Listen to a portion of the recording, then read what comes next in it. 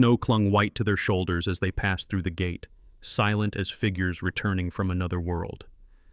No one cheered, only the scrape of boots on ice and breath coming in broken intervals from cold, or from what they had witnessed. In the back of the truck, she sat in the corner, hands wrapped in blood-soaked gauze, eyes staring distant, as if still out in the forest. A young soldier spoke quietly, as though afraid to shatter the silence. The angel of the battlefield. The words spread slowly, but when they reached the entire unit, everyone understood why.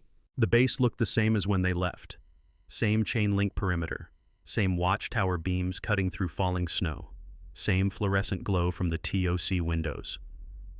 But the men and women climbing down from the vehicles were not the same. Sergeant First Class Davies stepped off first, 43 years old, 2 deployments to Afghanistan, 1 to Iraq. He moved like someone twice his age. His right hand shook when he reached for the tailgate. He steadied it with his left. No one mentioned it. Behind him came Specialist Moore, 22, Grafton, West Virginia. He carried his rifle slung across his chest, muzzle down, both hands gripping the sling like it was the only thing keeping him upright. His eyes didn't focus on anything, not the gate, not the other soldiers, not the medics waiting by the aid station with their clipboards and their questions. Private First Class Callahan was next. She limped. Left leg. The kind of limp you get when something inside doesn't sit right anymore, even after the bleeding stops. No one helped her down. She didn't ask. Then came the litters. 2 of them. Canvas and aluminum poles carried by soldiers whose names didn't matter in that moment because their faces all looked the same, locked in that expression people wear when they're doing something necessary and unbearable at the same time. The first litter held Corporal Brennan, leg wound, tourniquet high on the thigh, applied in the field 72 hours ago. The medics moved fast when they saw him. Good sign or bad sign, no one knew yet. The second litter held Private Nguyen, chest wound, occlusive seal over the entry site, another over the exit, breathing shallow but steady, conscious, eyes open, staring at the sky like he was memorizing the clouds. And then her. She climbed down last, not because she wanted to, because she waited until everyone else was off. She moved carefully, like someone aware of how much space her body took up and trying to take up less. Her uniform was darker in places where blood had soaked through and frozen and thawed and frozen again. Her hands were wrapped, but the gauze was old. Battlefield dressing, applied in haste, one sleeve torn at the shoulder, hair pulled back in a bun that had come half undone. Specialist Claire Ashford, 26, Boise, Idaho. Combat medic, 6'8" WMOS, 3 years in service. Deployed once before, to a place where she learned what a sucking chest wound sounded like, and how long a human being could stay conscious after losing a quarter of their blood volume. She didn't look at anyone. The snow kept falling. Someone coughed. Someone else said something into a radio. Static crackled back. From somewhere near the aid station, a private, new, maybe 19, leaned toward the soldier next to him and said it. The angel of the battlefield. The soldier next to him, older, with a CIB patch on his shoulder, didn't respond, didn't correct him, didn't laugh it off. He just nodded. The base felt too warm after the forest, too bright, too loud, even in the silence. Inside the TOC, the heaters rattled. Outside, the falling snow made no sound at all. They were home. But home felt like a word in a language they'd forgotten how to speak. 3 hours after they came back, someone tried to talk to her. It was Lieutenant Gardner, 28, West Point. Good officer, the kind who asked questions because he wanted to know, not because protocol required it. He found her outside the barracks, sitting on the steps with her back against the railing, smoking a cigarette she'd borrowed from someone and didn't actually want. Ashford. She looked up, didn't stand. He didn't ask her to. You good? Yes, sir. You need to get checked out. I did. They clear you? Yes, sir. He studied her for a moment. The torn sleeve, the bandages on her hands, the way she held herself, like standing at attention even while sitting down. They're calling you the angel. She took a drag, exhaled slowly, said nothing. You know that? I heard. You did good work out there. I did my job. Brennan's stable, and Gwyn's in surgery, but they think he'll make it. You know that already. Yes, sir. Gardner hesitated. He wanted to say more. She could see it. But he didn't know what, and she wasn't going to help him. Get some rest, Ashford. Yes, sir. He left. She sat there until the cigarette burned down to the filter, then stubbed it out and went inside. Inside the barracks, the others moved around her like water around a stone. Not avoiding her, not crowding her, just aware. Moore sat on his bunk, staring at his hands. Callahan lay flat on her back, boots still on, staring at the ceiling. Davies was in the latrine, door closed, water running. Ashford sat on her own bunk, pulled off her boots, peeled away the outer layer of her uniform. Underneath, her undershirt was stiff with dried sweat and something darker. She pulled it off and stuffed it in her laundry bag, put on a clean one. The fabric felt strange against her skin, too soft, too new. Her hands were shaking. She looked at them, willed them to stop. They didn't. From across the room, Moore spoke. "You saved my life." She didn't look at him. "No, I kept you from dying. That's different. Feels the same from where I'm sitting." "It shouldn't." Silence. Callahan's voice, flat and tired. "We wouldn't have made it without you." Ashford pulled a blanket over her shoulders. "Lay down, face the wall." "You would have." No one argued, not because they believed her, because arguing took energy none of them had. Outside, the snow kept falling. Inside, the heater rattled and hummed. Somewhere down the hall, someone laughed at something. The sound felt wrong, out of place, like a word from a different conversation. Ashford closed her eyes. She could still see it, the forest, the blood, the way Nguyen's breath fogged in the air, shallow and fast, each one a small miracle. The weight of Brennan's body when she and Moore dragged him behind the rocks. The sound the tourniquet made when she cranked it tight. She opened her eyes. The ceiling was white, smooth, no branches, no sky. She closed them again. Sleep didn't come. It never did, not right away, but she stayed still, breathed slow, let the shaking in her hands run its course. The angel of the battlefield. She hated that name, but she understood it. 72 hours earlier, before the name, before the blood. The briefing room smelled like bad coffee and wet wool. Captain Reynolds stood at the front, pointer in hand, tapping a map projected on the wall. Topographic lines in green and brown, elevation markers, grid coordinates. A red circle marked the objective. A blue line marked the route. "Reconnaissance patrol," Reynolds said. 12 clicks northwest. Reports of enemy activity near the logging roads. We need eyes on the ground. Confirm or deny. If confirmed, mark positions and extract. Do not engage unless necessary. Davies, sitting in the front row, arms crossed. "Weather?" "Gonna be shit," Reynolds said. "Snow moving in tonight, temperature dropping to 15 below. Limited visibility, you'll be out there 36 hours, maybe longer if the storm stalls." "Air support?" "Not in that weather. You're on your own." Davies nodded. He'd expected that. Reynolds continued. "Standard loadout. Cold weather gear. 4 days rations in case you get delayed. Ashford, your primary medical. Callahan, your backup." Ashford, sitting 3 rows back, nodded once. "Questions?" Moore raised a hand. "Rules of engagement?" "Defensive only. You take fire, you return fire. You don't go looking for a fight. Clear?" "Clear." "Good. Wheels up at 0400. Get your shit together." They filed out. No one spoke. There was nothing to say that hadn't been said a dozen times before. Check your weapon. Check your gear. Check the person next to you. Sleep if you can. You probably can't. Ashford went to the aid station. Inventoried her kit. Tourniquets, 4. Hemostatic gauze, 6 packs. Chest seals, 4. IV kit with 2 bags of saline. Nasopharyngeal airways. Pressure bandages, shears, gloves, morphine, limited supply. Naloxone, just in case. Hypothermia blanket. Chem lights, duct tape. She packed it all in her medical ruck, 30 pounds, not counting her weapon and personal gear. She'd carried heavier. Outside, the first flakes began to fall. At 0400, they loaded into the trucks. 12 soldiers total. Davies in command. Sergeant Lynn, second in command. 2 fire teams. Ashford attached, non-combatant role in name only. Everyone who deployed carried a rifle. The drive took 2 hours. Paved road to gravel road to logging trail to nothing. The trucks stopped where the trees got too thick.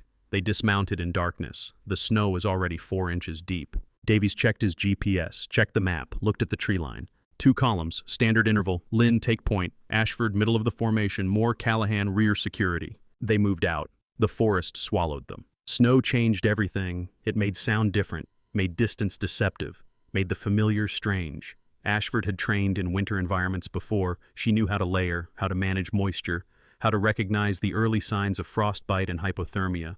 She knew that cold killed slower than bullets, but just as certainly. They moved in silence, weapons at low ready, eyes scanning. The world was white and gray and black, tree trunks, shadows, breath fogging. The crunch of snow underfoot, muffled but impossible to eliminate. 2 hours in, Lynn raised a fist. Everyone froze. He pointed. 30 meters ahead. Tracks, boot prints, recent. The snow hadn't filled them in yet. Davies moved up, crouched, studied the prints, looked at Lynn. "Not ours." Lynn nodded. Davies keyed his radio. TOC Alpha 6. We have evidence of foot traffic. Grid NK 472893. Tracks indicate 4 to 6 individuals moving northeast. Over. Static. Then. Copy Alpha 6. Continue mission. Report any further contact. Over. Roger. Out. Davies looked back at the formation, made a hand signal. They adjusted their interval, tightened up. Weapons came up higher. They kept moving. The forest got darker, the snow got heavier. And somewhere ahead, unseen, someone else was moving too. It happened fast. One moment they were moving through a clearing, 50 meters of open ground between tree lines. The next, the air cracked and Moore went down. Not a shout, not a scream, just the sound of the round hitting and Moore's legs folding under him like someone cut the strings. Contact front! Davies's voice, loud and hard. Everyone scattered. Training took over. Ashford went left, dropped behind a fallen log, snow kicking up around her boots. More shots. The sharp, flat crack of rifles. Incoming. She couldn't see the shooters. No muzzle flashes. Just sound and impact. Moore's hit! Callahan's voice, somewhere to the right. Ashford's head snapped around. Moore was 15 meters away, out in the open, trying to crawl, his left leg dragged, blood dark against the snow.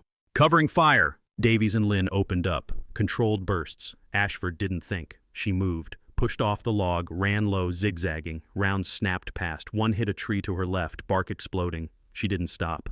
She reached Moore, grabbed his drag strap, pulled. He gasped. She kept pulling. 10 meters. 5. Behind a cluster of rocks. She let go, dropped her rifle, pulled her medkit around. Where? Leg, left leg. Fuck, it hurts. I know, hold still. She cut his pant leg open. Entry wound mid-thigh, lateral side. No exit. Round still inside. Blood pulsing out. Dark red. Steady. Femoral artery intact, maybe, or nicked. She couldn't tell. Didn't matter. She had to stop the bleeding.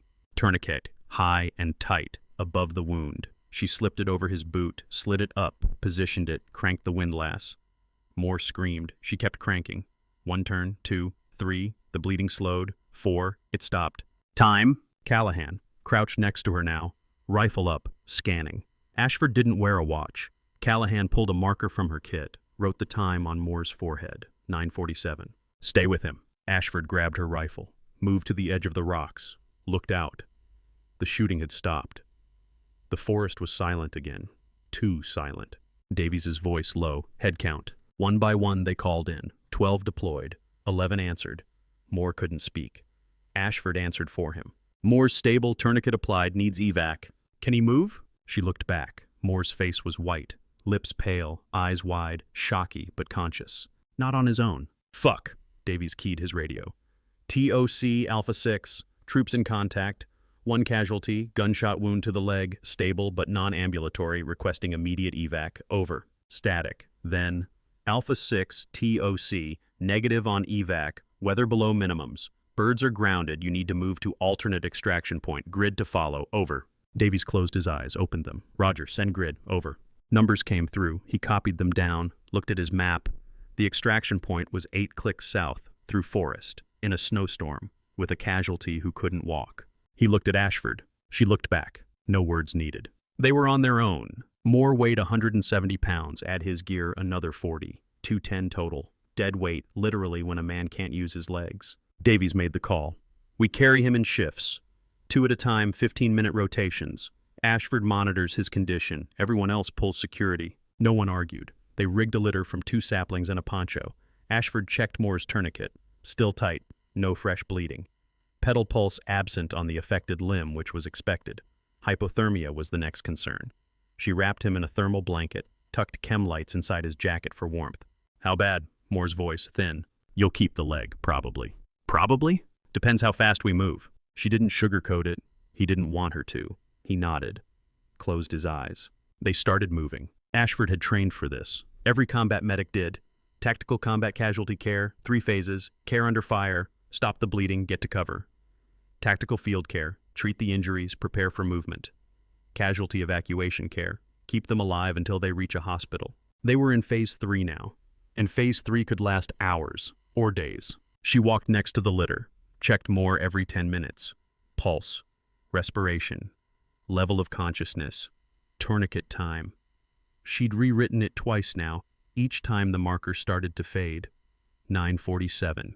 The clock was ticking. A tourniquet could stay on for 2 hours, maybe 3, before permanent damage set in. After that, you either loosened it and risked him bleeding out, or you left it on and accepted that he'd lose the leg. They were at 1 hour, 30 minutes. Ashford. Davies walking beside her. Yeah. What's his status? Stable, for now. For now. Tourniquet's been on for 90 minutes. We need to get him to a surgeon in the next hour, or we need to make a decision. What decision? She looked at him. He knew. He just wanted her to say it. Loosen the tourniquet and pack the wound. Hope the bleeding's manageable. Or leave it on and accept the consequences. Davies said nothing for a moment. Then, what do you recommend? I'm not a doctor, but you've done this before. She had. Once. Different deployment, different soldier. She'd loosened the tourniquet, packed the wound. The soldier lived. Kept his leg. But she'd had a medevac bird 20 minutes out. This time she had nothing. If we had air support, I'd say loosen it. Without it, she trailed off. Leave it on. It's not my call. I'm making it yours. She stopped walking. Looked at Moore on the litter. His eyes were closed. He wasn't unconscious, just conserving energy. Smart. She looked back at Davies. Leave it on, for now. If his condition changes, I'll reassess. Good. They kept moving. The snow didn't stop. Visibility dropped to 50 meters, then 30. The forest became a maze of white and shadow. Navigation slowed. Every 100 meters, Davies had to stop, check his GPS, confirm they were still on course. At hour 2, Moore started shivering. Ashford recognized it immediately. Early hypothermia. His core temperature was dropping. The shock, the blood loss, the cold, all working together. She called a halt, pulled out a second thermal blanket, wrapped it around him, checked his extremities. Fingers cold but responsive. Toes on the uninjured foot, same. Toes on the injured foot, no response. Expected. You still with me, Moore? Yeah. You're cold, that's normal. We're managing it. Okay. You feel nauseous? A little. Tell me if it gets worse. Okay. She gave him a sip of water from her canteen. Not too much, just enough to keep his mouth from drying out. He swallowed, grimaced. Ashford. Yeah. Am I gonna die? She looked at him. 19 years old. Face too young for the question he was asking. Not today. You sure? I'm sure. He believed her. Not because he was naive, because she said it like it was a fact, not a promise. And facts were the only thing that mattered out here. She stood, nodded to Davies. They kept moving. At hour 3, they hit the ridge. It wasn't on the map, or rather it was, but the map didn't convey what it actually meant. A 60-degree slope, 100 meters long, covered in loose scree under 8 inches of snow. Climbing it with full gear would be hard. Climbing it while carrying a litter was borderline impossible. Davies stared up at it, looked at Lynn. Alternate route? Lynn checked the map, shook his head. Adds 4 clicks, through a valley, no cover. If they're tracking us, that's where they'll set up. So we climb. We climb. They started up. It took 40 minutes to move 100 meters. The litter team, Davies and Private Hernandez, went first, pulling Moore up while Ashford and Callahan pushed from below. Every 5 meters they stopped, reset their grips, kept going. The rest of the unit spread out, providing security, though security was a relative term when you could barely see 20 meters. Ashford's hands were numb. Even through the gloves, the cold seeped in. She ignored it, focused on the next step, the next push, Moore's weight on the litter, the angle of the slope. They were halfway up when the shooting started again. This time it came from above.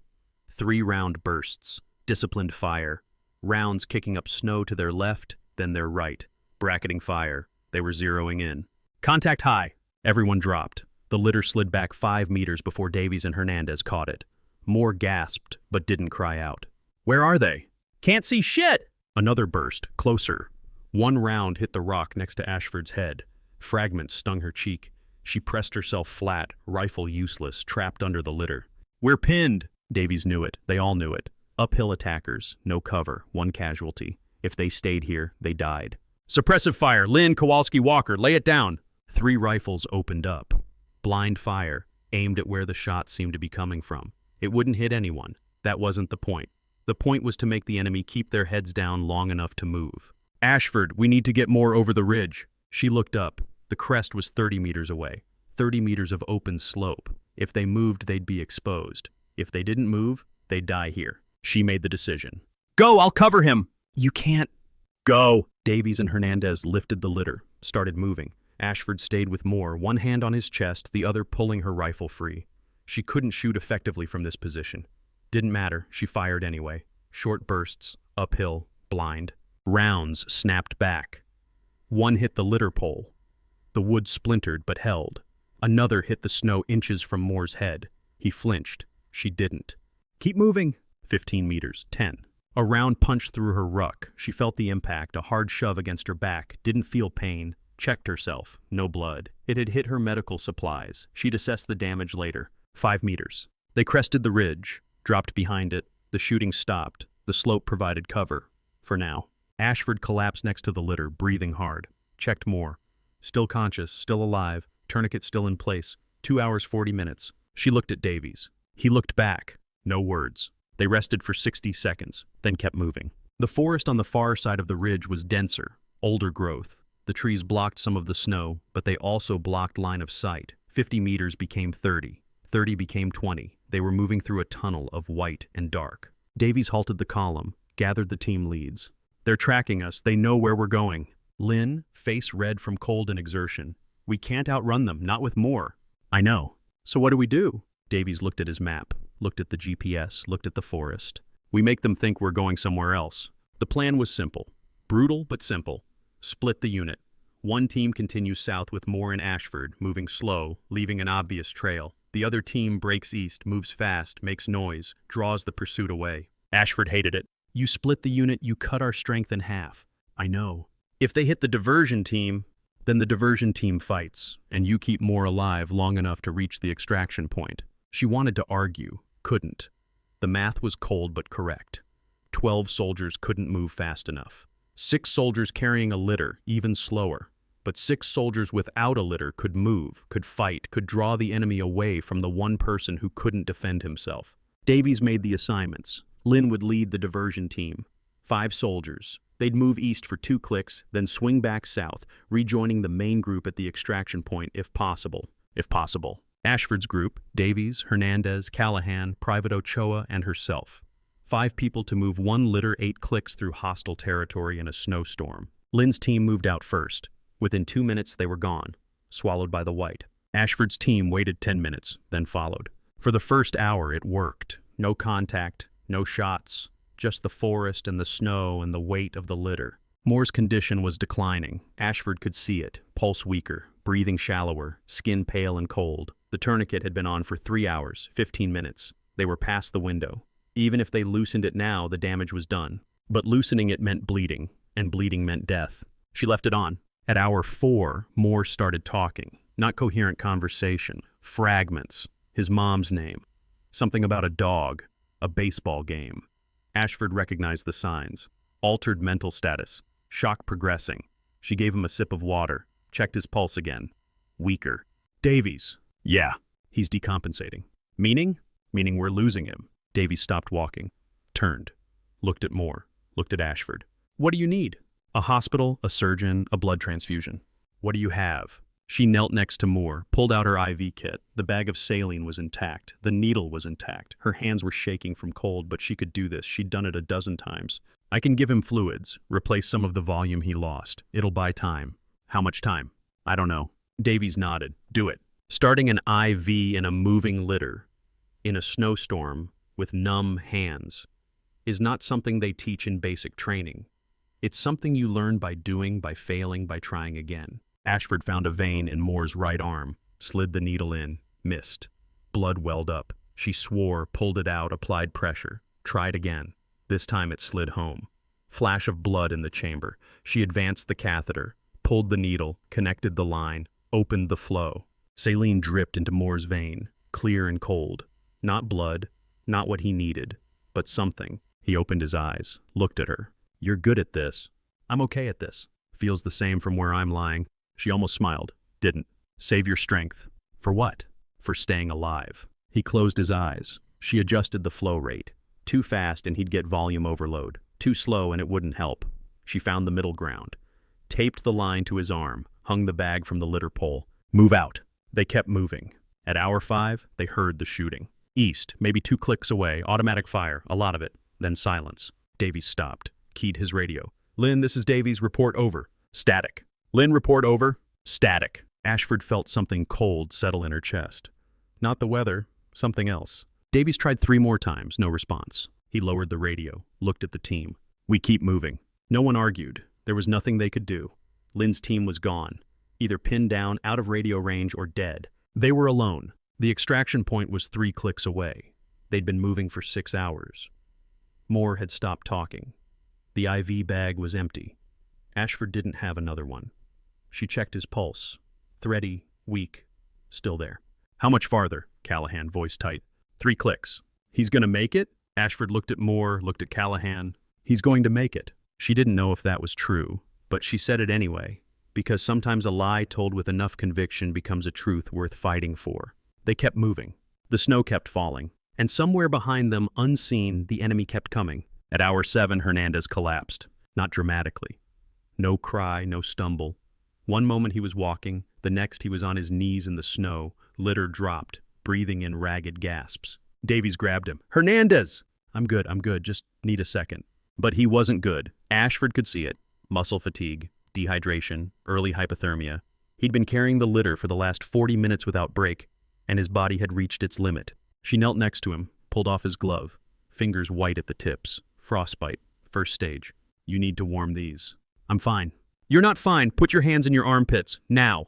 He did, winced as circulation returned. Ashford looked at Davies. He can't carry anymore. We need him. I know, but if he keeps going like this, we'll have 2 casualties. Davies closed his eyes. When he opened them, they were hard. Ochoa, take Hernandez's position. Hernandez, rear security. Ochoa moved up, lifted the litter. Hernandez stood, swaying slightly, then took his rifle and moved to the back of the formation. They kept moving. At hour 8, they ran out of trail. The GPS said the extraction point was half a click ahead.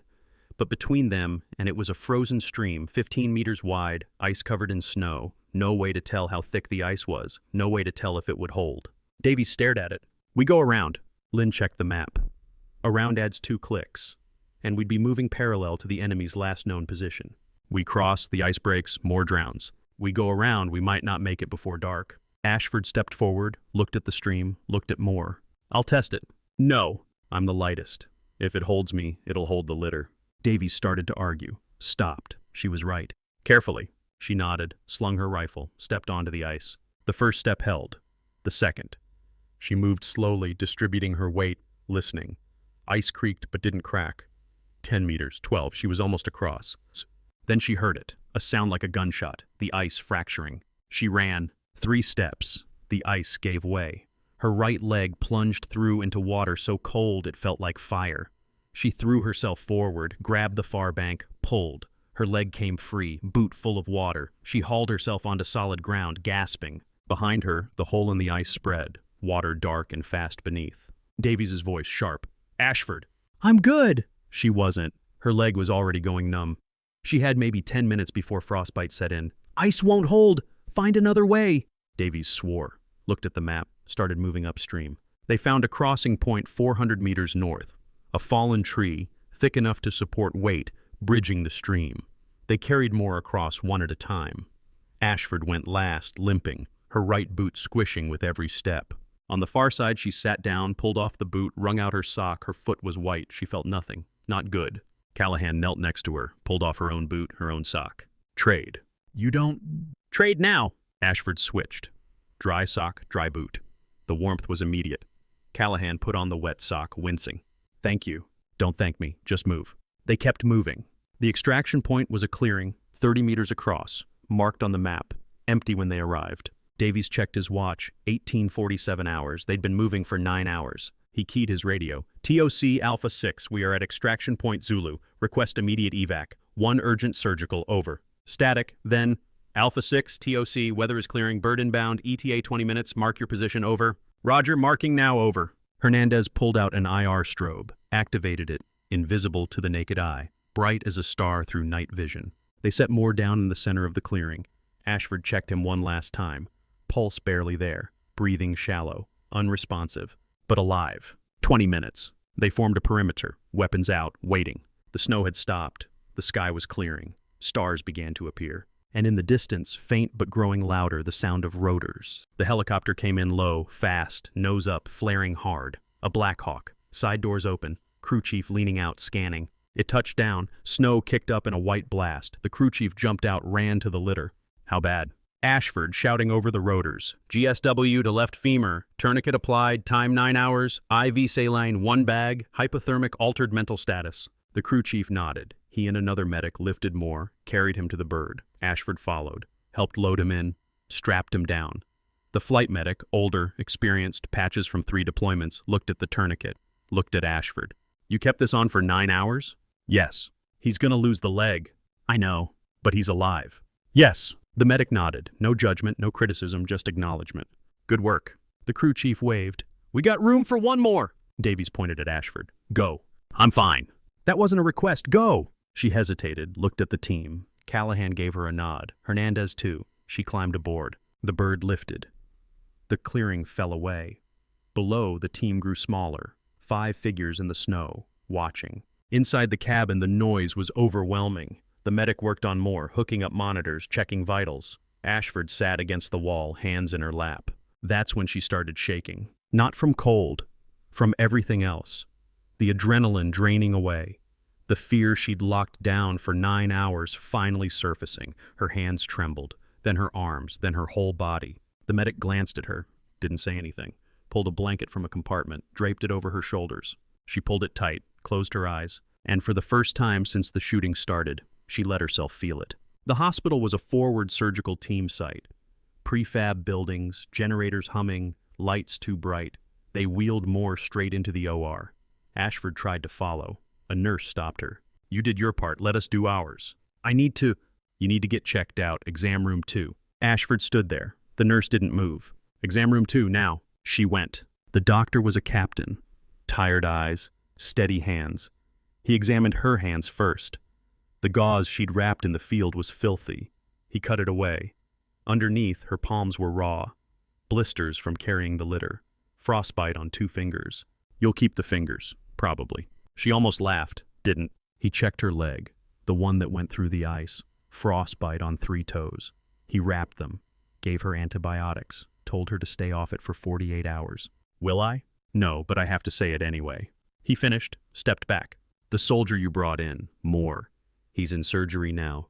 They're taking the leg below the knee, but he'll live. She nodded, felt something loosen in her chest. You did good. I did my job. Same thing. She didn't argue. She slept in the aid station. A cot in the corner, 12 hours straight. No dreams, just black. When she woke, someone had left a clean uniform on the chair next to her. She dressed, walked outside. The sky was clear. The sun was up. The snow on the ground reflected light so bright it hurt. Across the compound, she saw them. Davies, Callahan, Hernandez, Ochoa, walking toward the mess hall, moving slow, alive. Lynn's team had made it back too. She heard it from a passing sergeant. Ambushed, pinned down, but they fought their way out. 3 wounded, none critical. Everyone made it. She stood there, sun on her face, cold air in her lungs, and she let herself believe it. 3 days later, they loaded onto the trucks for the ride back to base. Moore was already gone, medevaced to Germany for further treatment. The others were cleared to return to duty. Ashford sat in the back of the truck, same spot as before, hands wrapped in fresh gauze, legs stiff but functional, watching the landscape roll past. Hernandez sat across from her. They're calling you the angel. She looked at him. I heard. You gonna let them? Does it matter? I don't know, does it? She thought about it. Thought about Moore on the litter, about the tourniquet, about the 9 hours, about the choice she made to keep it on, knowing what it meant. I'm not an angel. Maybe not, but you kept us alive. That's my job. Doesn't make it less true. She said nothing. He didn't push. When they rolled through the gate, the base looked the same as when they left. Same perimeter, same watchtower, same fluorescent lights. But they weren't the same. Ashford climbed out of the truck, boots on frozen ground. Someone called her name. She turned. Lieutenant Gardner, walking toward her. Welcome back, Ashford. Sir, you hear what they're calling you? I heard.